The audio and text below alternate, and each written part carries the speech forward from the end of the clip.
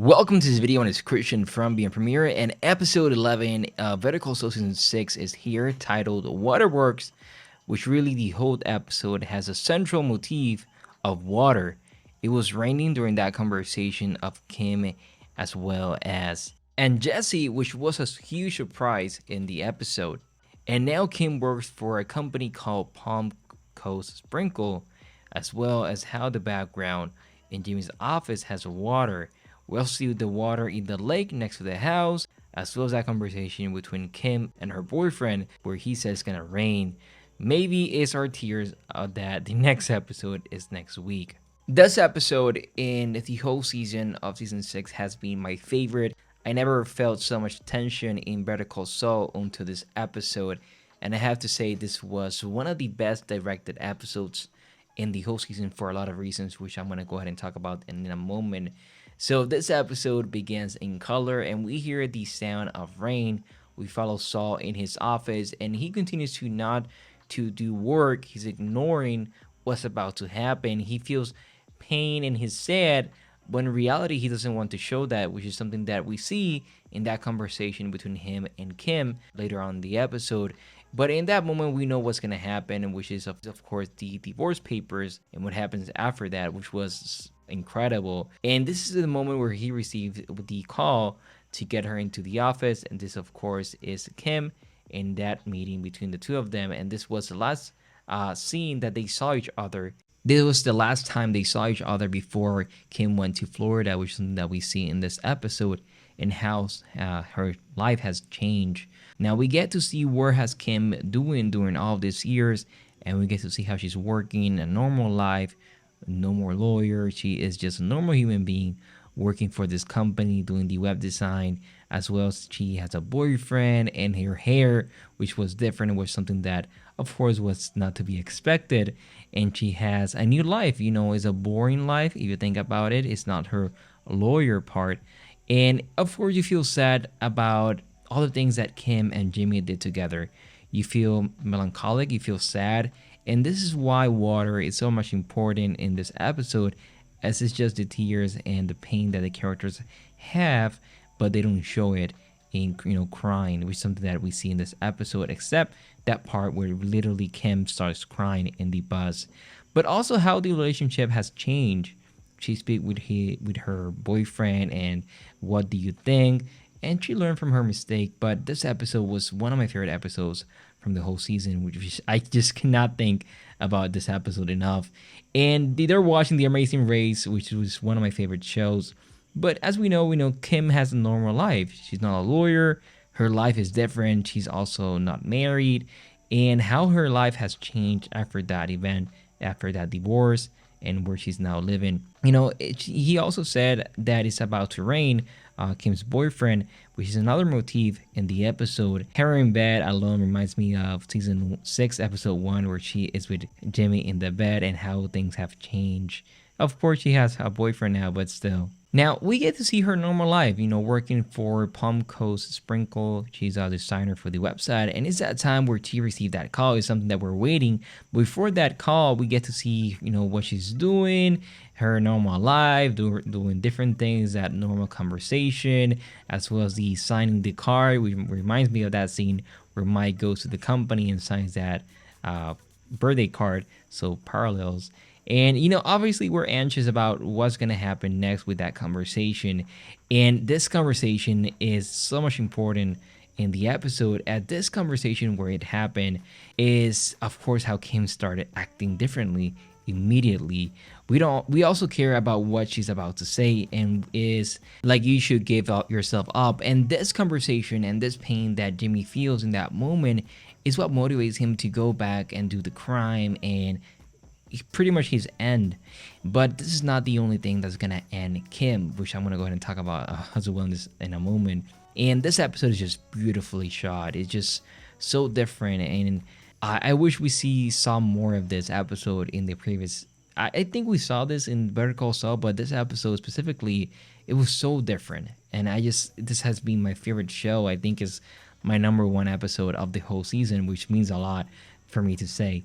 But of course, we don't care about what the lady's saying that has like the birthday, and we just watch Kim doing all of this, that conversation that she feels that she has with Jimmy, and the pain that she's having throughout this. Of course, she loves him, and this is something that is not gonna change. But this motivates Kim. Her love for him is what motivates her to do good things, like leaving Jimmy, which was not a good thing for Jimmy, but good for her, as well as now finally confessing to everything. And this is something that I'm going to go and talk about in a moment, which is what we're going to move now, where she goes into the airport.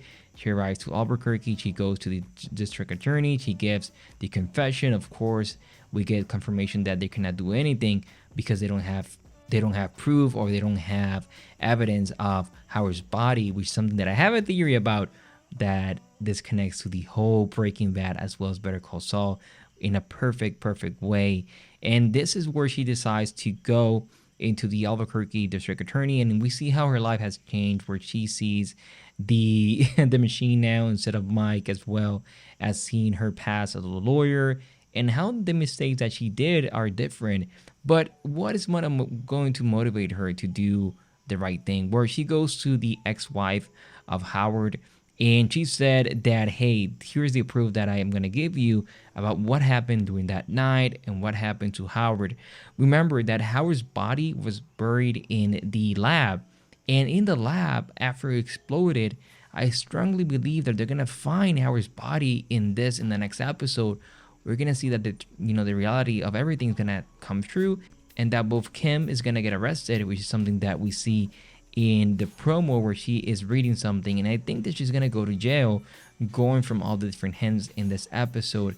But also, I don't think that Saul is gonna die as well. I think that he's gonna go to jail as well. And this was such a shock for her, for Howard's ex-wife. This, obviously this changed everything about what we can expect from the next episode, which is just my favorite. Honestly, it was incredible. But why Kim is doing this? Well, she wants to put an end to everything and live her life.